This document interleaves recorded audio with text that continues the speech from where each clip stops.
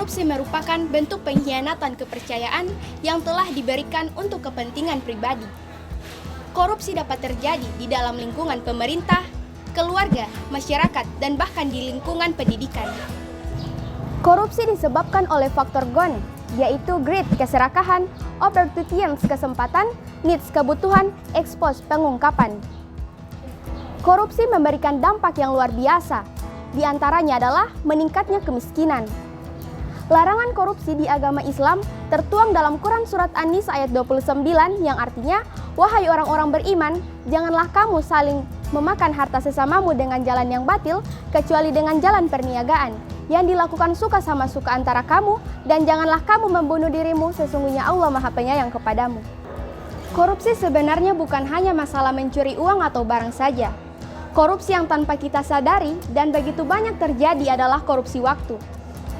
Bagi kami seorang pelajar yang diwajibkan datang ke sekolah pukul 7.00 sampai batas waktu 7.15 sudah berada di sekolah, namun tanpa disengaja atau tidak, kita terlambat datang ke sekolah. Dan itu termasuk korupsi.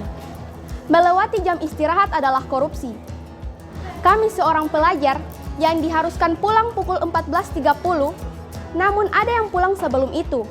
Dalam istilah lainnya adalah bolos. Dan itu termasuk korupsi. Kasus korupsi di negara kita begitu marak terjadi, baik dari pejabat, pegawai kantoran, swasta, dan lembaga formal dan informal lainnya.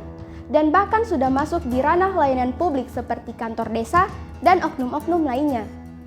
Di negara kita, yaitu di Indonesia, jika kita bisa melihat dari beberapa kasus yang ada bahwa hukum bagi pelaku korupsi sangat lemah, lain halnya dari negara lain.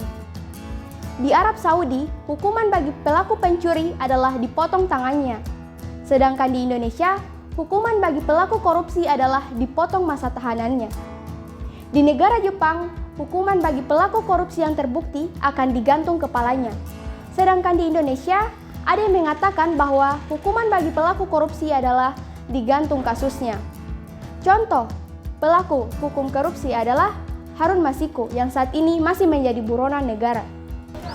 Korupsi itu seperti bola salju, tidak bisa melakukan perlawanan antara orang per orang, atau hanya menggantungkan diri kepada KPK. Mari bersama-sama menatapkan hati untuk tidak pernah ikut-ikutan, maju sama-sama kita lawan korupsi. Katakan tidak pada korupsi.